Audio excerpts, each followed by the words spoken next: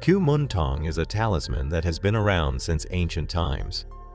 It has been passed down for hundreds of years since the Kumpan era. According to legend, Kumpan used black magic to create an amulet out of his child's fetus to protect himself on the battlefield. The unborn kid was transformed into a ghost known as Kumantong, or Golden Boy.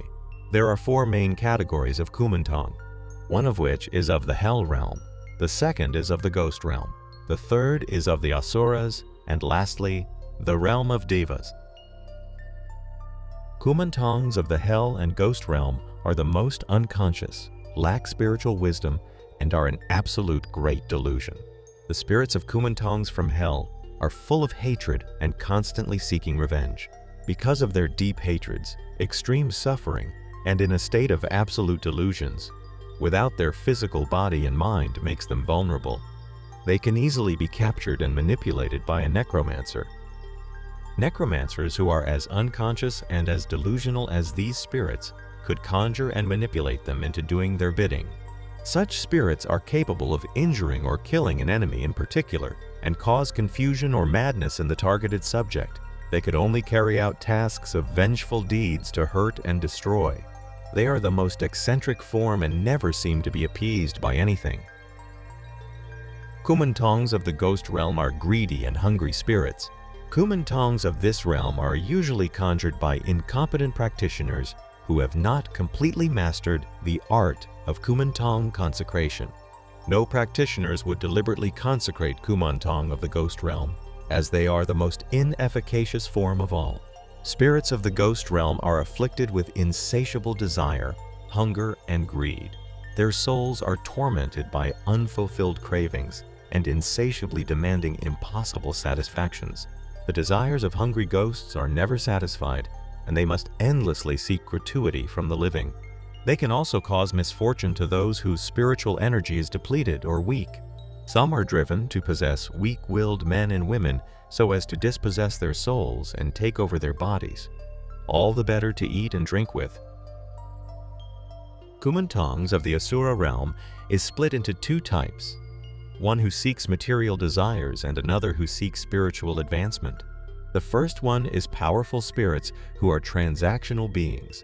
Entice them with something they might want and they will help you with your wishes. They can be enticed by promises of toys, gold, or a sumptuous meal. They have ever-growing desires just like humans do. As our desires grow, their desires grow too. If you want more, you have to give them more. They will get angry sometimes too if they don't get what they were promised. They may get mischievous to get their owner's attention to remind them of the unfulfilled promises. The second type of Asura realm's Kumantong are ones who seek spiritual advancement. This form of Asura Kumantongs is the wiser ones who have the desire to liberate themselves from the 6 realms of reincarnation.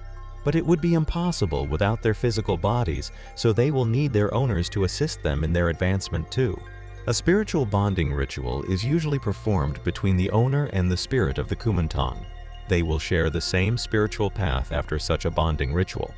Merits accumulated by the owner would help the spirit of the Kumantong to achieve the next level of spiritual attainment, and their advancement will also help their owner advance spiritually. Kumantong of this level is still transactional in their progression towards higher attainment. However, they do not have any material desires. More like an arahant, they seek merit accumulation through their owners. The more generous and uncalculated their owners are with merits making, the more they could assist their owners with wisdom towards greater wealth and achievements in life. And then, we have the Kumantongs of the Diva spirits. Divas do not require the same kind of sustenance as humans do, although the lower kinds do eat and drink. Divas of the lower worlds have the same kind of passions that humans do. It is said that the presence of a diva can be detected by those humans who have their third eye opened, an extrasensory power by which one can see beings from other planes.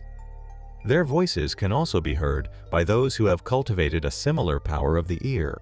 Most divas are also capable of constructing illusory forms by which they can manifest themselves to the beings of the lower worlds. These devas are said to have a higher level of spiritual enlightenment. However, their spiritual attainment is still inferior to that of a fully enlightened Buddha.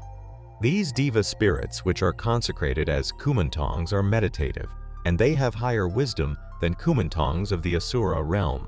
Because of their exceptional level of wisdom, and like a polymath of the spiritual world, they are multi-talented in different disciplines, and they can bestow advanced knowledge to their owners who assist them in advancing to higher spiritual attainment through merits accumulation.